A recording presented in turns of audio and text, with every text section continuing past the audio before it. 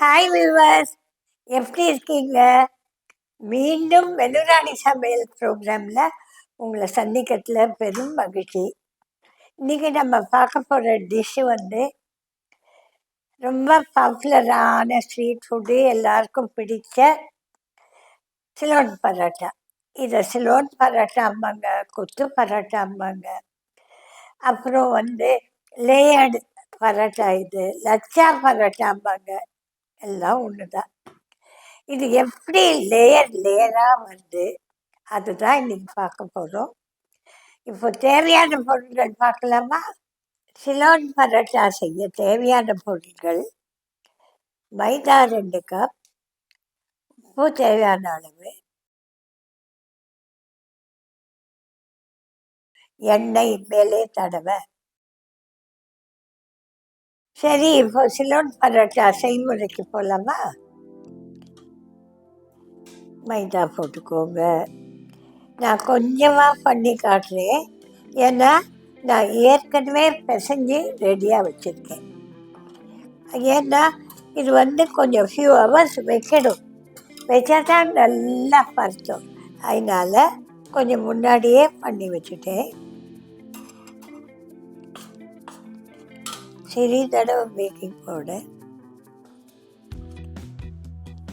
இப்போ நான் தண்ணி போட்டு பிசைய போகிறேன்.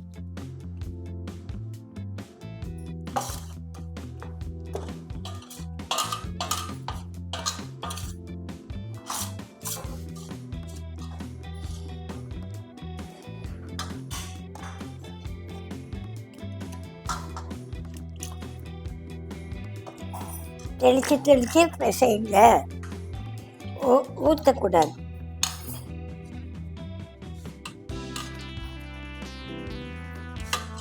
See how you do it? சாஃப்டாக இருக்கணும், ஆனால் தோசை மாவு மாதிரி இருக்கக்கூடாது. பாருங்க,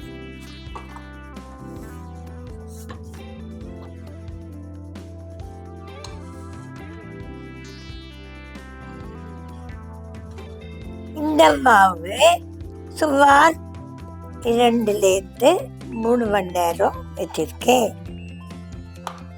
இப்போ பாருங்க, இந்த சிறு சிறு போர்ஷனாக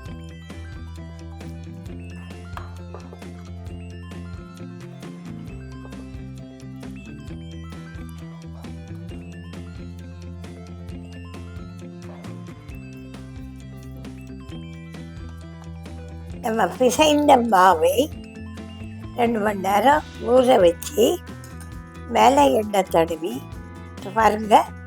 See how it becomes so elastic. சரியா?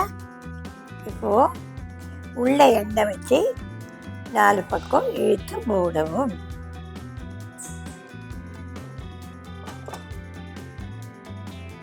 கருப்பு மார்பிள் திரட்டது 2 தோசைக்கல் எல்லாம்.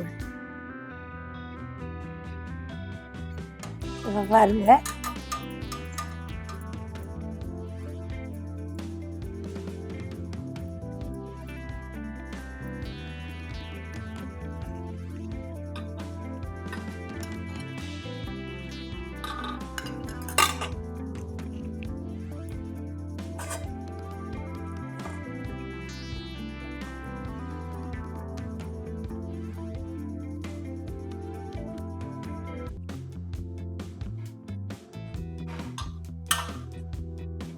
இந்த மாதிரி பண்ணி ஒரு 2 ஹவர்ஸ் வைக்கணும்.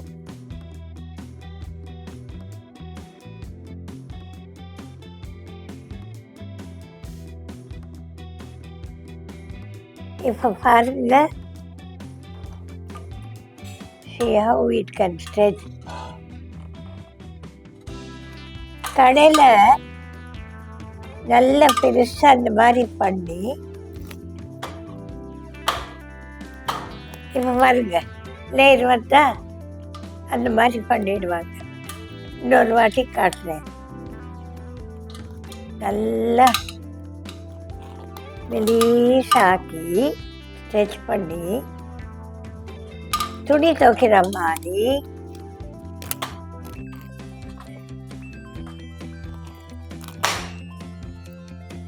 இப்படி பண்ணால் இந்த பாருங்க லேயர் அப்படியே வரும்.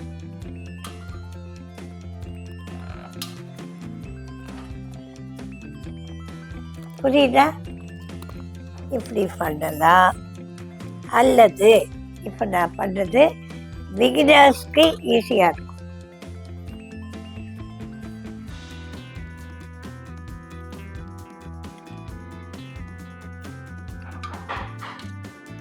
நீங்கள் அந்த மாதிரி துவச்சி அதை கிழிச்சிடுவேன். அதனால் see how I am stretching. நல்லா இந்த மாதிரி 4 பக்கம் இழுத்து விடணும். இந்த பாருங்க எவ்வளோ மெல்லிஸாக இருக்கோ அவ்வளோ சாஃப்டாக இருக்கும்.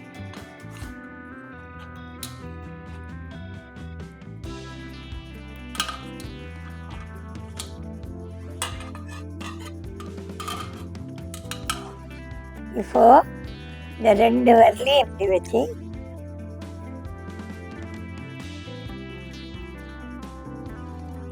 புரியுதா? இப்படி வச்சு அப்படி வச்சு இப்படி ட்விஸ்ட் பண்ணக்கூடாது. அப்படியே நேராக கொண்டு வந்து இப்படி வச்சு உள்ளே வைக்கணும். இப்போ எல்லா மாவையும் இதே மாதிரி பண்ணி வைக்கணும். பாருங்க எல்லாத்தையும் இதே மாதிரி பண்ணிடணும். இப்போ பாருங்க குட்டி குட்டி போர்ஷனாக எடுத்து ஸ்ப்ரெட் பண்ணி லேயர் பண்ணி ஹோல்ட் பண்ணி வச்சாச்சு. அடுத்த ஸ்டெப் என்ன? திரட்டி தவா மேலே போடணும். அதை இப்போ பார்க்கலாம்.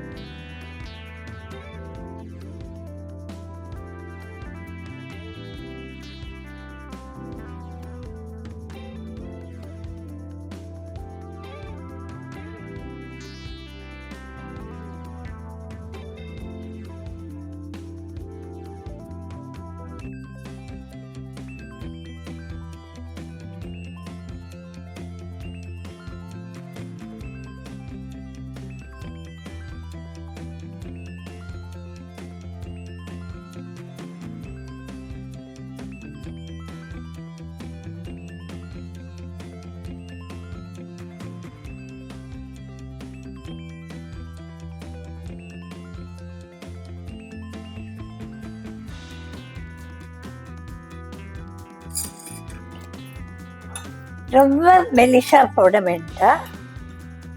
ரொம்ப மெலிசாக இருந்தால் முருமுருன்னு ஆகிடும். பாருங்க இது எவ்வளோ சாஃப்டாக இருக்கு பாருங்க. அந்த மாதிரி இருக்கணும். Soft layered parotta. முருமுருன்னு இருக்கக்கூடாது. இன்னொன்று சரியாக பெருசாக போடுறேன்.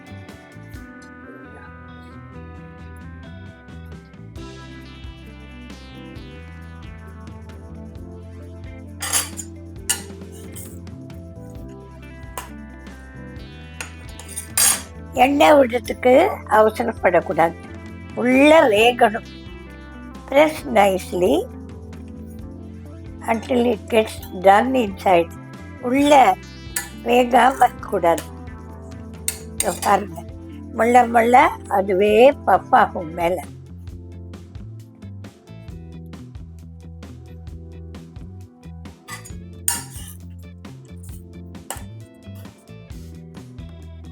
இப்போ எண்ணெய் விடு. நெய் வேண்டாம், எண்ணெய் விடு.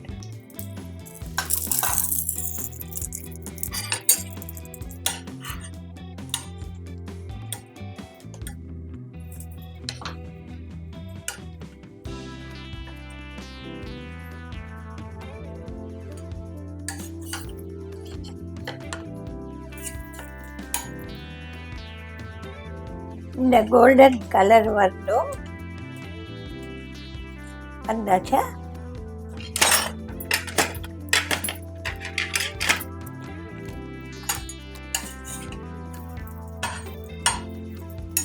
இது ஓவரா திருப்பி திருப்பி போடக்கூடாது.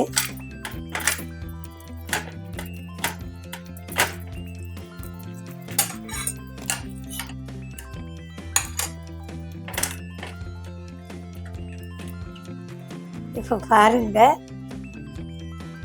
லேயர் லேயர் லேயர் லேயர் எப்படி லேயராக இருக்கு பாருங்கள்.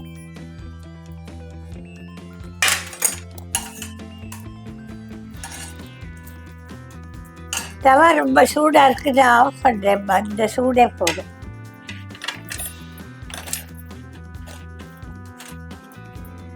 இப்போது உங்களுக்கு கொஞ்சம் ஆயில் ஜாஸ்தியாக இருக்குது, தண்ணி ஜாஸ்தியாக இருக்குதுன்னு ஃபீல் பண்ணால் இந்த ரோலிங் பின் திரட்டுறது இல்லை, இந்த குழவி அதில் லேசாக தடவிக்கும். இப்போ நான் எப்படி இடுறேன் பாருங்கள். ரோட்டி மாதிரி இப்படி இப்படி ஃபாஸ்ட்டாலாம் இடக்கூடாது. ஜென்டிலி ஸ்ப்ரெட் இட்.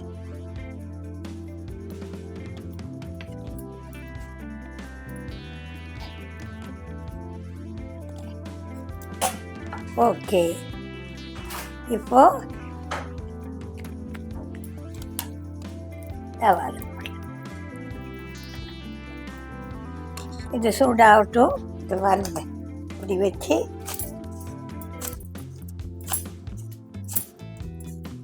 ரெண்டு பக்கம் முள்ள முள்ள முள்ள நீங்கள் பார்த்தீங்கன்னா இந்த லேயர் பிரியும்.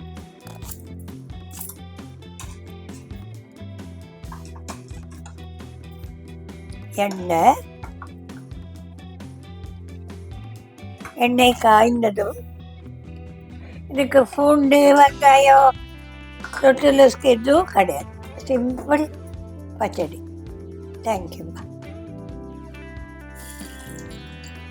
இந்த இஞ்சி வாசனை தான் இதுக்கு ஃபேமஸ்.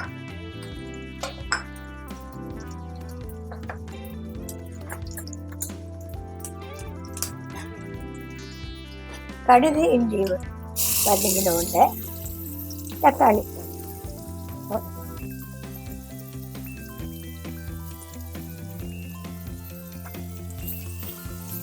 நல்லா வதங்கணும், பச்சை வாசனை போக. ஆனால் டூ மச் வதங்க வேணும்.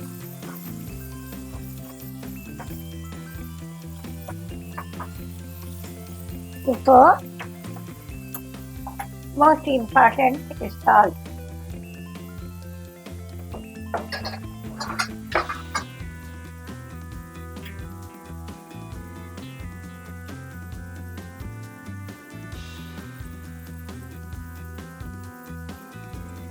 என்னோட சஜஷன் என்னென்னா, இந்த மாதிரி பச்சடி தொகையல் எல்லாத்துலேயும் அரை டீஸ்பூன் துருவிய நெல்லிக்காய் போடுங்கோ. வைட்டமின் சி உடம்புக்கும் நல்லது. சும்மா நெல்லிக்காய் சாதம் இந்த மாதிரி எவ்ரிடே குக்கிங்கில் கருவேப்பிலை தொகையல், கொத்தமல்லி தொகையல், பச்சடி எல்லாத்துலேயும் ஒரு டீஸ்பூன் நறுக்கிய நெல்லிக்காய் போட்டால் சுவைக்கு சுவையாக்கி ஆரோக்கியத்துக்காக. இவ்வளோதான்.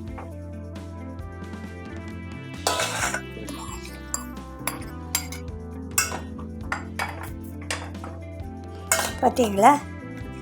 இது கூட கொத்தமல்லி போட்டு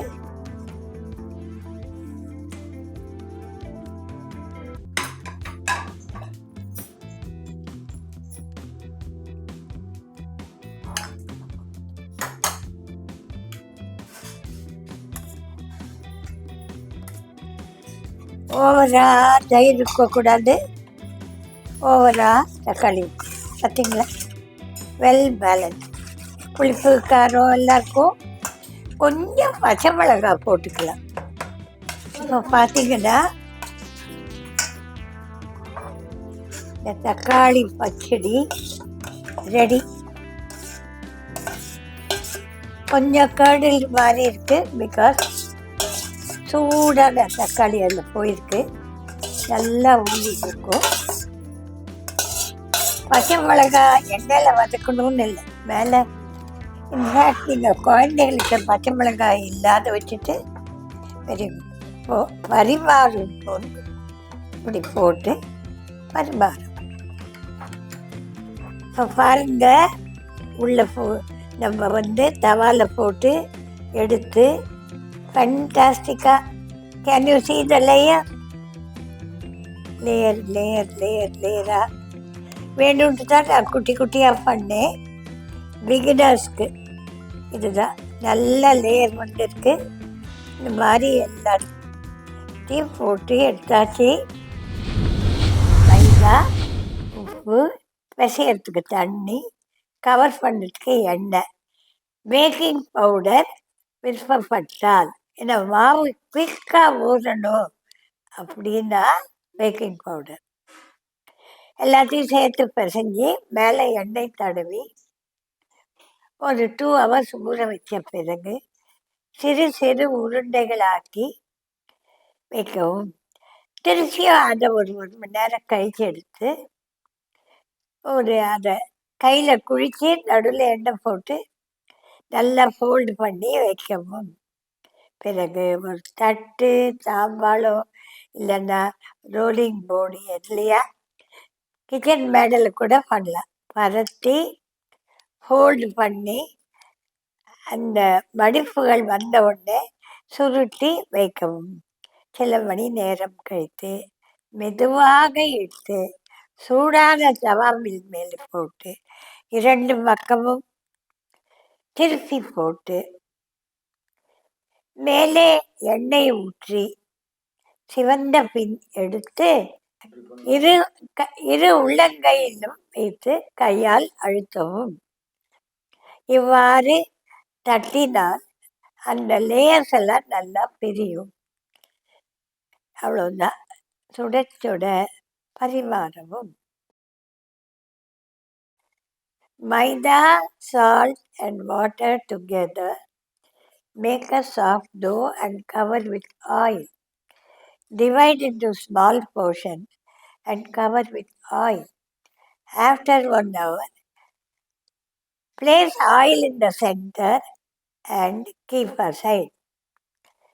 Then again after 1 hour, spread on a smooth area.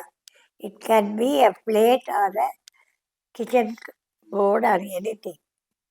Then fold into layers. Scroll. Keep. At the time of eating, roll gently into a fairly thin round. Place on tawa. Cook on both sides. When golden in color, spread oil and again turn. Now, once this gets golden and puffed up, remove from tawa, place on a plate, allow it to cool. Then when fairly cool, press it with both the palms, patting it like that to release the layer. Okay, have a good time eating parathas. You can have this with kurma, paneer butter masala, pachadi, dal chak. Anything will go with paratha. Okay, நேயர்களே, இன்னைக்கு did you enjoy watching this? I enjoyed teaching you this. So இன்னைக்கு ஃபண்டாஸ்டிக்காக layered பரோட்டாவும் அதுக்கு தோந்த ஒரு பச்சடியும் பார்த்தோம். வீட்டில் செஞ்சு பாருங்கள். ஏதாவது குழப்பம் இருந்தால் கேளுங்க. Will meet again. மீண்டும் வெண்ணுராணி சமையல் ப்ரோக்ராமில் உங்களை நல்ல நல்ல ஐட்டம் டிஷ்ஷோடு சந்திக்கிறேன். Have a nice day. வணக்கம்.